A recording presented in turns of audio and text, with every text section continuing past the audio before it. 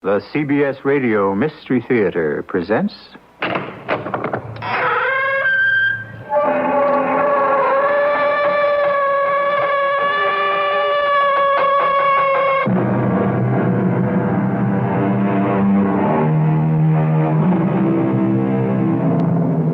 Come in. Welcome. I'm E.G. Marshall. Consider, if you will, the earthworm. One of the lowliest of creatures. If you're an average person, you probably never have thought about an earthworm at all, except perhaps as bait for a fishhook or breakfast for a robin. And yet, our lives would be impossible without him or her. Or do earthworms have sex? See, we're not even sure. But unless you had earthworms constantly, ceaselessly boring their holes in the ground, it would be virtually impossible for things to grow. Why, then, are not earthworms hailed and honored by all mankind? Well, whoever said you always get what you deserve in this world?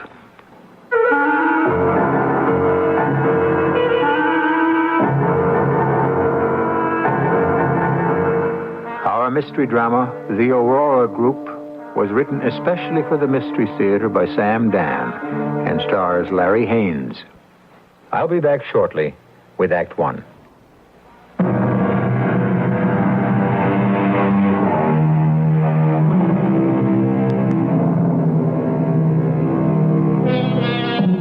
All cats are gray in the dark. So are most people. Gray. Most people are very much like most other people. Work, eat, sleep, have a little fun, or have no fun at all. Get married, have children, get old, die. What a world, huh? Is this what it's all about? Here's a young fellow, maybe 30 or so, works as an office manager. Name's Zachary Taylor Everhart. Quiet, industrious. You couldn't say a word against him. He has a nice, quiet wife. They live in a nice, quiet apartment. They lead a nice, quiet life. Now, if you think this story is going to be a little bit too nice and quiet for you, wait. That you, Zach? Yeah, I'm home. Oh, how did it go at the office? Say, you're wearing the new suit. Yeah. I was leaving the office. The store called, said it was ready to pick up. Hey, it looks great. Well, that's when I decided to wear it home. What did you do with the old one? Oh, I just left it there. I couldn't stand the sight of it anymore. Oh, well, I'm glad. I hope you remembered to transfer everything out of the pocket. Hey, now listen. I'm the one with the memory in this house. Well, I'm short of change. I need another quarter for the milk machine. Oh, really? I don't think I have any. Oh, look in your pocket. Well, I couldn't have any change, darling. I remember. Oh, wait, I do. Here's a quarter. You see? That's all I have. That's enough. I'll be back in a couple of seconds. Okay. Hey, don't drape that new jacket over the chair. Hang it in the closet. Now start treating that new suit right. Yes, ma'am. Hey, how long till dinner? Oh, half an hour. Okay, I'm going to sit down, close my eyes, relax for a few minutes. Oh, I had a rough day. Well, it wasn't all peaches and cream around here. Look, better not fall asleep. You'll wrinkle those new trousers. Yeah, okay, I won't. That was the day it began. That was the day of discovery. That was the day that changed my life. Just an ordinary day, a routine day. She went to the milk machine in the hallway of our apartment building, as she had done so many times, countless times in the past. And it was by a fluke, the merest chance that... Well, anyhow, she was back in less than a minute. Zach! Huh? What's the matter, Emma? The machine out of milk? Zach, I was about to put this quarter you just gave me into the machine when I... Well? Look at it. What, is it counterfeit? I don't know. Well, Emma, it's just a quarter. What's the problem? Look at it. It looks okay. Closely. The date. What about the date? Well, what does it say? Oh, come on, Emma. Read the date. 1986, okay? No, it is not okay. Why not? How can it say 1986? Well, it does, very clearly. And that's not peculiar. Well, why should it be peculiar? Hey, wait a minute. Yes. Wait a minute. Oh, that's got to be a mistake. Do they make mistakes like that? Well, I don't know. It's just an ordinary U.S. quarter, except for the date. Why does it say 1986? I can't understand that. After all, it's not going to be 1986 for a long time yet. I just don't understand. I can't figure it out. Look, can you remember where you got it? No. Well, think. You had to pick up change somewhere today. No, I didn't. I can remember all the money I handled. I had 4 quarters. Well, was this one of them? No, and I'll tell you why. I spent 2 of them on the bus this morning, the other 2 on the bus tonight. And those 4 quarters were all the change I had. Well, during the day? Coffee break. It was Johnson's treat. Lunch, I ate at the counter, came to $1.60, and I left $2 bills. Well, you had to pick it up somewhere. Well, darling, I had no other change. I know it. Don't you remember when I came home, you asked me if I had a quarter? I said no. And then I found this in my pocket. Maybe it was in the suit when you got it. No, it couldn't have been. Well, how can you be sure? Well, I took it out of the jacket pocket, and the pocket was still sewed up. The tailor had to slit it open. It was empty. Then how did the quarter get in there? Well, I'm sure there's got to be an explanation. Well, it's kind of scary. Why? Well, you're holding a coin there that's got a date almost 10 years away. Yeah. Suppose that coin was really minted in 1986. Now, darling, how is that possible? It won't be 1986 for at least... I didn't ask you if it was possible. I asked you, suppose it was. No, Emma, it wasn't. It couldn't be. It's impossible. Now, why don't we forget it? Forget it. Okay. How do you forget a thing like that? And there's just no way to explain it. After a couple of days, I think she forgot about it. I mean, she got all excited over it in the beginning, but that's Emma. After a while, other things come up. And she just goes on to something else. But it kept bothering me. So one day, on my lunch hour, I noticed this little shop. R.V. Zoltan. Coins. Yes? Sir, I have this coin here. I'd like you to look at it. Yes? Well? Interesting. Yeah, I thought so. This is a Washington 25-cent piece. They were first struck in 1932, the bicentennial of Washington's birth. The obverse is the face of George Washington. Yes, I know that. The reverse is the spread eagle. Yes, but tell me. Originally, and until 1963, they were made of silver. Yeah, what I want to know, sir... Now, however, they consist of a copper-silver alloy. Yeah, well, is it counterfeit? Oh, no, never. This is from the Denver Mint, I can tell. But, the date. What about the date? Well, read it. I read it. That's all you can say? What do you want me to say?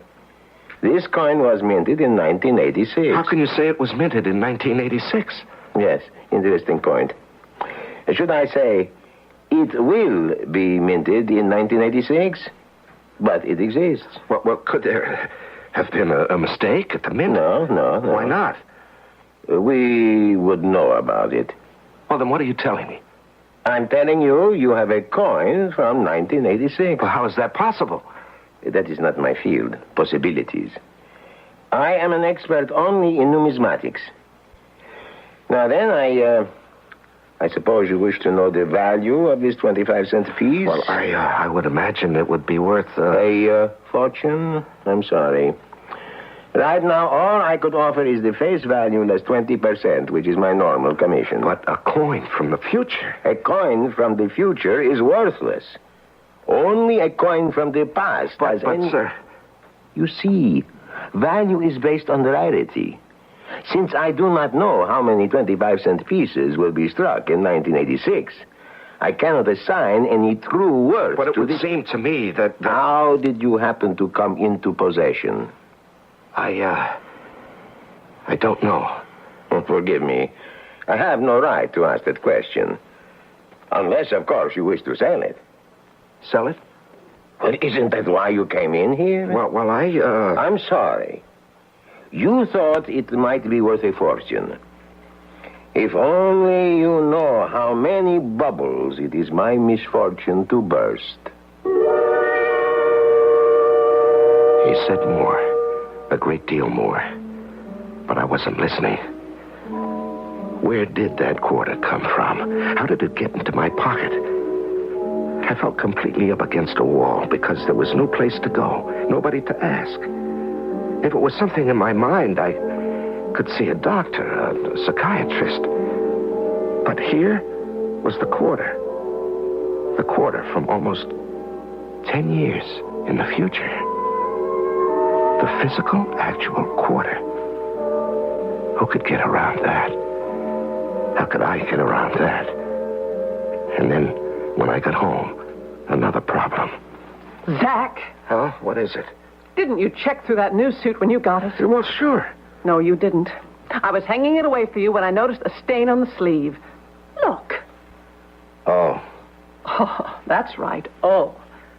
You let them sell you a suit with a stain on Well, it. darling, I didn't notice any That's stain. because you never looked. Emma, this is the first time I ever spent so much money on a suit. You can bet I looked. Well, meanwhile, the stain is here. Well, I got off the bus, I went into the store, I put on the suit, and I walked home. It's only 3 blocks. There's no way for that stain to get on there. When I got home, I changed clothes before dinner. Well, are you going to let them get away with it? Get away with what? People can do anything to you. And you just take it. Now, just a minute. I'm bringing the suit back tomorrow. It's a coffee stain. A coffee stain? No doubt about it. Did you stop off on the way home for a cup of coffee, maybe? No. Are you sure? The stain must have been in the suit when I bought it. That may be. Anyway, we'll take it out. Yeah, well, look, Mr. Plotz, it's just that when I buy a brand new suit, Think no more about it. It's a very light stain. Yeah, well, do the best you can, huh? This is funny. What's funny? It's an old stain. Old? How can it be an old stain? It's a new suit. See how the stain has set and faded? Why, it just looks like a stain to me. It's black coffee. Also has picked up over the years. Over the years. But it's a new suit. The suit is new. The stain is old. Well, how can that be? I don't know. I'll take out the stain. I'll remove it. You'll never know a stain even existed. Well, how did it get there? That must remain a mystery. Well, yeah, but... Life is so full of mysteries. Will one more hurt anybody? Well, now, look, I'm entitled to know how my new Believe suit... me, I would tell you. Well, are you satisfied? Yes. I'm satisfied. I left the suit at the store. If I'd been feeling peculiar before, it was nothing at all to the way I was feeling now. Something was happening, something was taking place, and it was inside my mind. For the life of me, I couldn't understand what it was. When I got home, I got the scare of my life the minute I saw Emma. Emma! What is it? Zach, what is it? Well, your hair. What did you do to your hair? My hair? Nothing. What would I do to my hair? Well, it's gray. Your hair is gray, and your face. What are you talking Well, about? just look in the mirror. Here, come over here. Zach, what's the matter with you? There is nothing different about my hair. Yeah, but just before... And my face? What's different about my face? I don't know. What made you say my hair was gray? Well, for a minute, it looked... maybe it was the way the light struck it. The light? Yeah, the light. It can play tricks on your eyes. Zach, are you all right? Yeah, I'm all right. I think you're working too hard. You better see a doctor.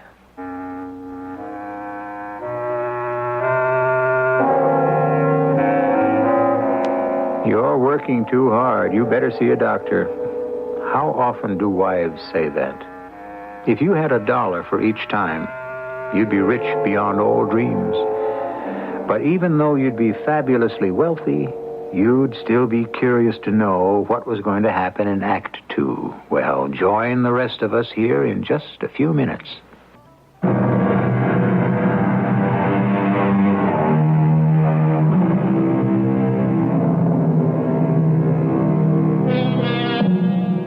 dealing here with a set of circumstances, a juxtaposition, as it were, of the old and the new. We have a coin from a date that is still in the future. We have a stain that is years old on a suit that is brand new. Ordinarily, we could say that the person to whom it is all happening is, hallucinating. But the problem is, he has witnesses. You can get an attack of fever, but what you cannot do is live at fever pitch indefinitely. Okay, the coin from 1986, the stain on the suit. Mysterious, it's puzzling, it's even frustrating, but life has to go on. So the weeks went by, the months, maybe even a year. I forgot all about the coin. And as far as the suit was concerned, well, by now it was a suit that I wore without thinking about. And then one day... Zach? Yeah? Aren't you home early? Yeah, I guess so. Anything happened at the office today? Yeah. I got fired. Oh, that's nice. What? What did you say? I got fired. What? But out of a clear blue sky. Out of a clear blue sky. What did you do? I didn't do a thing. Well, you must have done something. No, I arrived at the office, hung up my hat and coat. Zach, tell me what happened. And Mr. Bistany called me into his office. What did he say? He said, "You're fired." But without any reason. And he said, "I'm fired, too, if it'll make you feel any better." Why was he fired? We're all fired, every last one of us. Why? Well, you can't fire everybody in the company. There is no longer a company. What do you mean? There's no longer... It's finished, ended, over and done with. Will you please make sense? Does any of it make sense? I gave this company 9 years of my life, 9 of my best years. I thought I was building a future. I thought I had someplace to go. And where was it? The scrap heap. But what happened? Did you ever hear of the Aurora Group? No. The Aurora Group. You never heard of it? It never heard of you either. And yet it has altered the entire course of your life. You still didn't tell me what happened. Somewhere in Chicago, Illinois, 1,000 miles from here, there's a group of men, maybe women, too. And they play Monopoly. Only it's with real money and for real business. And they say, "Let's buy Taylor and Cornwell." Well, that's your corporation. And then they say, "Taylor and Cornwell have a marketing division called NOLA Research. Let's get rid of it." Why? Look, here. Shh. Right here. On this table, there's a fly. Zach. Shh. Don't make a sound. You'll frighten them. Now, just let me roll up this newspaper. Would you please? Shh. Now, watch this. There. I got him, you see? Look, Zach, we were talking about something important. You don't understand it. This fly, he was minding his own business, right? He was doing what he always does. And in that last split second, when he felt that awful rush of wind, he knew he was going to be killed. Killed before he could even make a move to save himself. Did he know why he was going to be killed? Now, you can say he was killed because he was a pest. Zach, I don't know what to say to all this. But the fly, he doesn't know he's a pest. You haven't answered my question. Oh, yes, I think I have. The Aurora Group got rid of NOLA Marketing for the same reason I slapped the fly. It's a pest, okay? But to do a thing like that... Do you think business operates on generosity and kindness, consideration for other people? No. Every eye turns to the bottom line, the almighty dollar, the basic buck. 9 years. In 9 years, I never missed a day. First to arrive, last to leave. Well, you can get another job. Is that how you dismiss my 9 years? Zach, life goes on. Yeah. Yeah, it's funny you should put it that way. Now, what did I say? That's how you talk after a funeral about somebody who died. It's as if I died. But why don't we just go out tonight? Have dinner, see a show, go dancing. Oh, sure. Look at what we've got to celebrate. Oh, Zach, you're only 34 years old. It isn't the end of the world. You'll get another job. You keep saying that. It's true. You know what I said just before? Well, maybe I did just get back from a funeral. Zach, I think we just better stop this kind of talk. A part of me died, Emma. A part of me died with NOLA Marketing. The worst thing a wife can say at a time like this is, "I told you so." And why say it? Because maybe it'll teach you a lesson. I always said you just can't give so much of yourself to your work. Oh, yeah, you said it, and I'll give you full credit. And believe me, it'll never happen again. From now on, I'm strictly a 9 to 5 guy. could tell you more about how things went that day, but why? I was feeling sorry for myself, and I was right. Well, but how much do you want to hear about other people's troubles? Besides, I haven't even gotten to the real troubles yet. I found another job after a while. It didn't pay as much as my old one. But as Mr. Stebbins said when he hired me... Your salary around here will depend on what you can show us, Mr. Eberhardt. Advancement is quick and the money keeps up with it. Provided a man has got the stuff. Sure. I'd heard that before. Well, Mr. Stebbins, for me, you get just what you pay for and not another penny's worth more. Hi, what'll it be? Tea. Okay, I'll pour you a cup of coffee. Wait a minute. I said tea. You're kidding. Did you say tea? Yeah, that's what I said. You know what that proves? It proves we just don't listen. I mean, the average person comes in here wants coffee, so I try to beat him to the punch. Oh, here, let me spill that out. No. It's all right. Yeah, maybe I will have coffee today. Oh, look, you don't have to have once coffee. every 10 years, I guess I can enjoy a cup of No, let me take it from you. Oh, I'm sorry. Oh, did you get any of that on you? No, it's all right. Look, whenever we spill anything in this place, the boss says to tell the customer the dry cleaning is on us. No, it's okay. It's not very much of a stain. It'll come out. Oh, I'm sorry. Oh, I never saw you in here before. You work in the building? Yeah, I started yesterday. Oh, well, don't be a stranger. Her name was Stella. She had that real dark, jet black hair. Black hair and black eyes. I mean, shiny, sparkling black eyes. Altogether, she was something to look at. So I looked at her. And I can honestly say it was the first time in the 9 years I was married that I ever looked at another girl. I mean, looked. And I could tell she liked me, too. But I wasn't the kind who fools around. That kind of thing leads into more trouble than you can handle. Anyhow, that's what I told myself at the beginning. Meanwhile, I was getting settled in on the new job. Zach. Yes, Mr. Stebbins? Sit down. The Anderson contract. You remember it? Yes, sir. And you checked it out? I did. Thoroughly? I pride myself that I do my work thoroughly, Mr. Stebbins. The figure was $130,000. Do you remember? Yes. Didn't it strike you that $130 was rather low for all the services we would have to provide? Yes, sir. Very low. And why didn't you say so? Well, it wasn't my job, Mr. Stebbins. I was required only to examine the basic research elements and requirements. I was not asked to examine the budget. But surely it would go without saying that budgetary considerations would come into it. Well, the proposal was prepared by my immediate superior, George Wood. That was his figure. It may have been part of a strategic plan of his own. And I wasn't going to get into a battle with him over it. We don't battle with each other in this outfit. We work together. Yes, sir. As it happens, the 130 was a typographical error. It should have been 230. Now, in the future, Zach, don't be afraid to be independent. Or aren't you that type of guy? I used to be that type of guy, Mr. Stebbins. But I've learned. Sure, I could have taken that proposal home and burned hours of midnight oil over it. I could have turned it into a real moneymaker for this company. But why? So it could be taken over by the Aurora Group, and I'd be out in the cold again? You know the old saying, Mr. Stebbins. Fool me once, shame on you. Fool me twice, shame on me.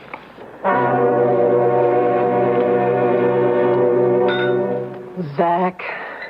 What is it? Well, it's stew, if you must know. It's about all we can afford every night for supper. And the meat in it gets smaller and smaller and less. You've simply got to earn more money. Now, look, Emma, I have no illusions about my job. They promised me the moon when I took it. Those companies, they're all alike. Zach, maybe it's you. Me? What's the matter with me? Well, you look as if you don't care anymore. Well, how can you say that? Your appearance. You used to be so neat, so orderly. Now you wear the same suit all the time. It's even got a stain on it. Now, what difference does it make? Well, I'll have to go out and get a job. Go ahead. I'm not really trained to do anything. All I studied in school was art. Look, I don't feel too good. I think I'll lie down and take a nap.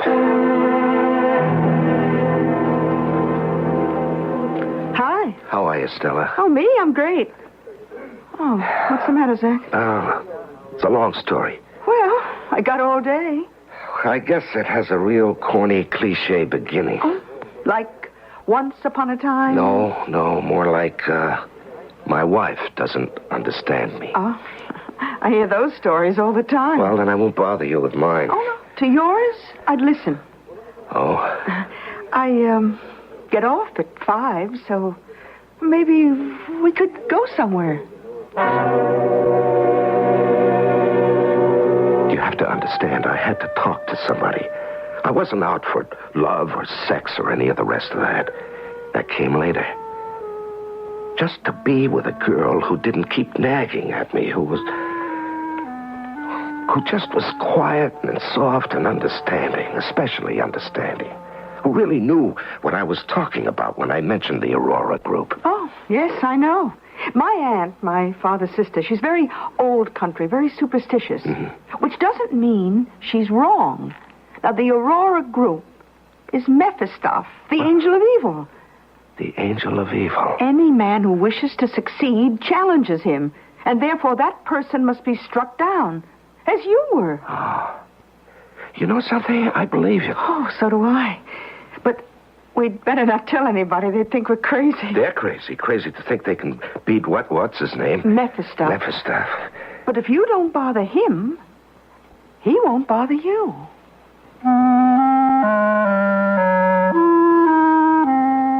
You may ask if that's how things had progressed between Stella and me. Why didn't I get a divorce? Well, religiously, it was impossible. Emma didn't believe in it, and neither did Stella's husband. He was a merchant sailor, and he was away for months at a time. But Emma was around. Actually, she was doing very well. She had gotten herself a job with a large, important art and antiques gallery. She was doing very well. I got a raise. Oh, really? Mr. Fenris says they've had eyes on me, and I can go places. Well, look out you don't irritate Mephistoff. Who? Skip it. Are you still wearing that same suit? Well, I can't afford another one. Well, I'm making more money now. No, thank you. Why don't you ask for a raise? If I do, they'll fire me. I'm stuck away in a neat little cubbyhole. Well, then get another job. It's the same thing everywhere. I don't want to start that thing all over again. Besides, I have work to do. Oh, bringing work home? I see you didn't learn. Look at this. Beautiful. All right, what's it supposed to be? What does it look like? Well, it looks like a dagger. It's a fine damascened Florentine dagger. Here, you can read the information on the tag. I brought it home because there's some spots to be cleaned. What kind of information is this? Well, read the tag. It has all the history. Well, it says on this tag, Exhibit A. Exhibit A. Let's see. That's how the various things are marked for a trial. Exhibit A, Exhibit B, and so on. Exhibit A is usually the murder weapon. Murder weapon? What murder weapon? What murder? Are you thinking what I'm thinking? Well, I'm thinking we'd all better be here for Act 3 in just a few minutes.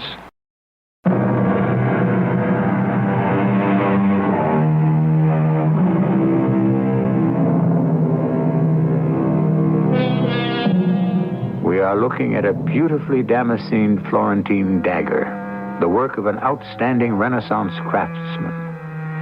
Emma Eberhardt, who works for a large art and antiques gallery, has brought it home to be cleaned.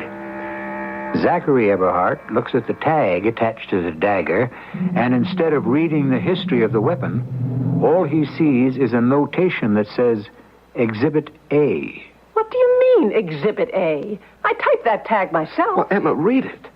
It says Exhibit A. It says nothing of the sort. Look, 16th century dagger, believed to be the work of Casarello. But, Emma, when I looked at that tag just before, it distinctly said Exhibit A. Well, it must have been your imagination. No, it was printed in big letters. So where is it now? I don't know, but it was there. Well, then what happened to it? Why should you see something like Now, that? don't cross-examine me. Why don't you see a doctor? Look, I'm not a nut. Where are you going? Out. What's her name? Whose name? Whoever it is you're going to see. I'm just going for a walk. Why don't you see Dr. Salmon? What for?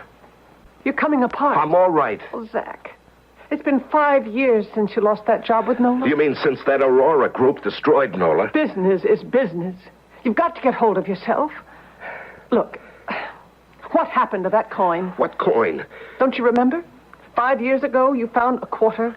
It was dated 1986. Oh, yeah. Well, 1986 is still years away.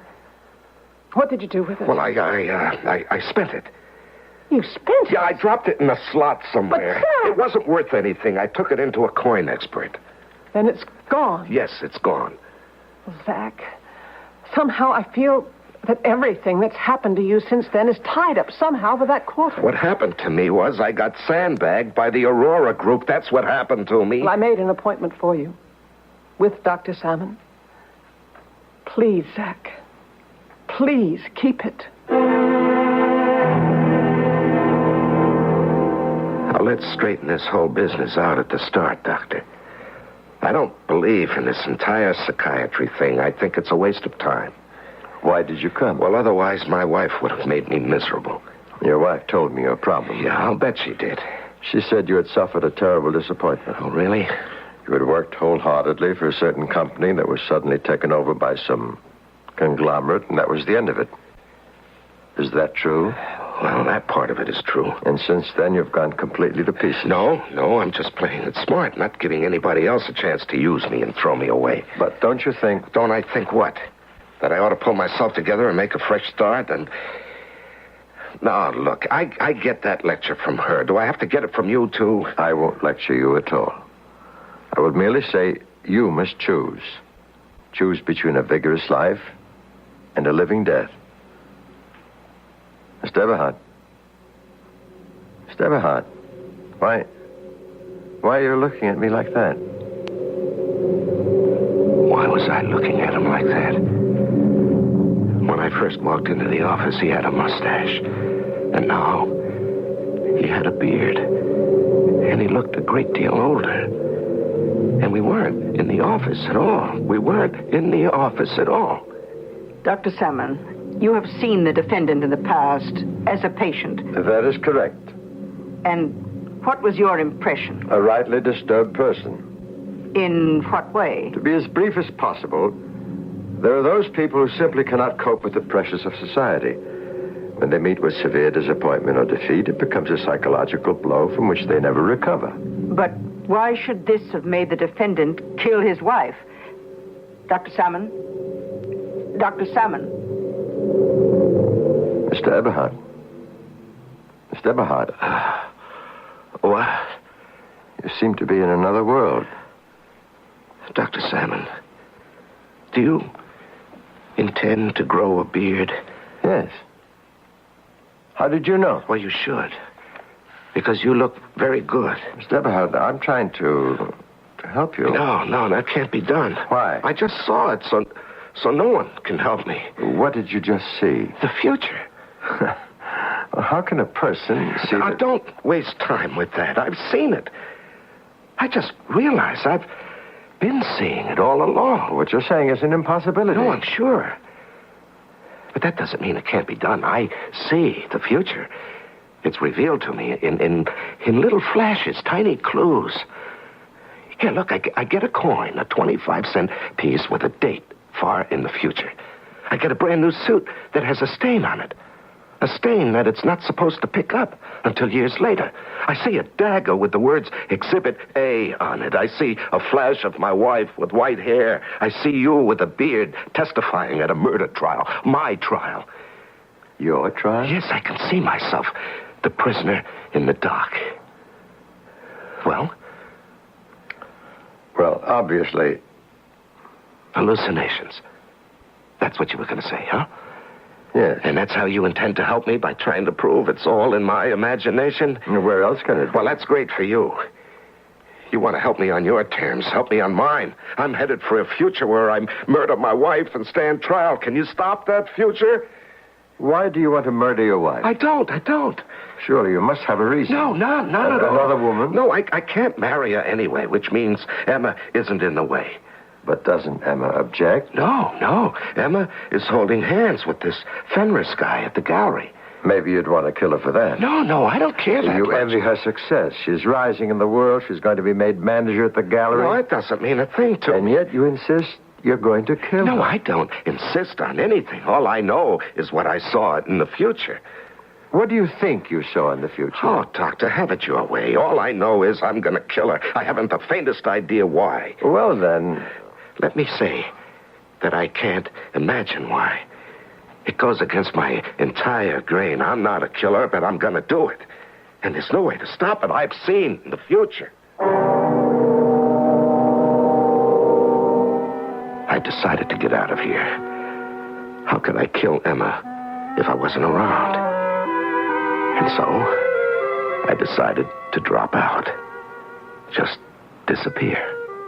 And I did. There was no point in saying goodbye to Emma, who probably wouldn't even notice it. And I didn't feel strong enough to say goodbye to Stella. So, the next morning, I just got on the bus, and I kept riding. I went from town to town, from job to job. Things went from bad to worse. I just couldn't get set anywhere. And that went on for almost 6 or 7 years. Not that I was keeping track, but one day, I looked at a calendar, and it was July 1986. And I knew I was going home, to where she was. I just couldn't fight it anymore. I didn't even know what I was fighting. And I had absolutely no desire to kill her. Well, what would be, would be. Zach! Oh, Zach, honey. Hello, Stella. Oh, Zach. Zach, what's happened to you? Nothing? Oh, you look so... Seedy? Well, why did you disappear? Well, that's a long story. But you won't do it again. Oh, honey, you'll stay with me. If you'll have me. Oh, Zach. Darling, I never loved anyone but you. Yeah, I can't understand. What? I have absolutely no reason in the world to want to kill her. Oh, don't talk about killing. And yet, if you listen to the Oh, scientists... don't listen to anybody. No, like Einstein. You see, I studied about this, Stella. Do you know the future has already happened? Oh, honey, what you need is a lot of sleep. Come on, how can the future have already happened? Now, Einstein's theory says the past, present, and future are all intermingled. Oh, honey, you don't want to bother your head with that. Believe me. Look, I'll tell you what. I'll close early. It's 4 now. Let's see. Give it another 15 minutes. I own it now. We'll do just great. Look, you drink this nice hot cup of tea, and I'll have to check out the register and read the paper, huh? Yeah, all right. There's news about your wife in it. Emma? Yeah, Section 2. Her picture and everything. She's become pretty big since you've been gone. Well, that's the way she wants it. Section 2 where? Oh, bottom of the page. You see your picture? I didn't read the story. What does it say?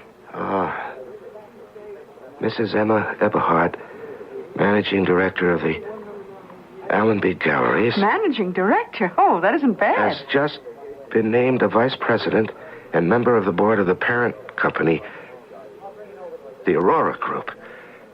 Mrs. Eberhardt is the first woman to become a top executive of this vast conglomerate. The Aurora Group. The Aurora Group. Zach, what is... Mephistoff.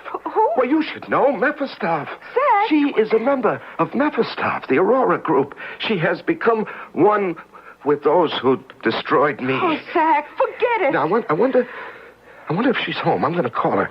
I want to congratulate her. I don't have any money. Let me have a quarter. Zach, look, why Just don't give me you a quarter, huh? Oh, sure, Zach. Here. Thank you. Hey, that's a nice, brand new, shiny 1986 quarter. Oh, my Lord. My good Lord.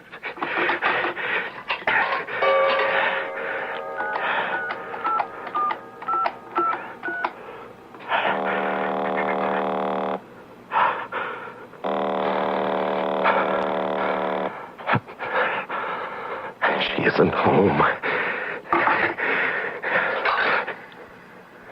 Here's the quarter. That's why I needed the quarter. Zach, where are you going?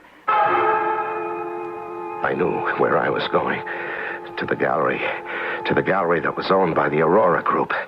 The Aurora Group, which slowly but surely was taking over everything and everybody. Zach, what are you doing here? Where have you been? I tried to stay away because I didn't want to kill you.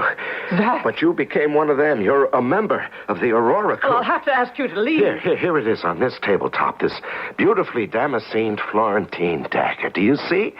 See how it was ordained? How it was meant to be? Zach, what are you doing? Help! Nothing can help you. No one. Help! You joined them. You became a part of them. I always wanted to kill them, and I can do it by killing you. Zach. Your face. It's the face of Memphis. Oh. And now, Mephistoph is dead. I killed her. I killed the Aurora Group.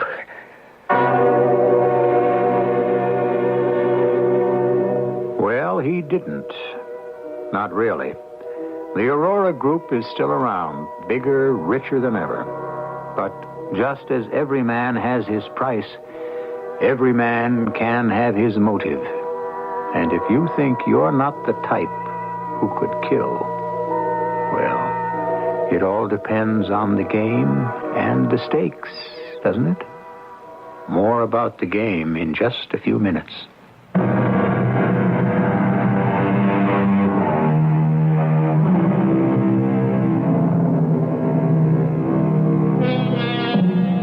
There are those who insist that society is also responsible for our crimes. And there's a considerable body of evidence to prove it. After all, we insist on winner take everything. We make it intolerable to be a loser. Our cast included Larry Haynes, Ann Williams, Bryna Rayburn, Joe DeSantis, and Leon Janney.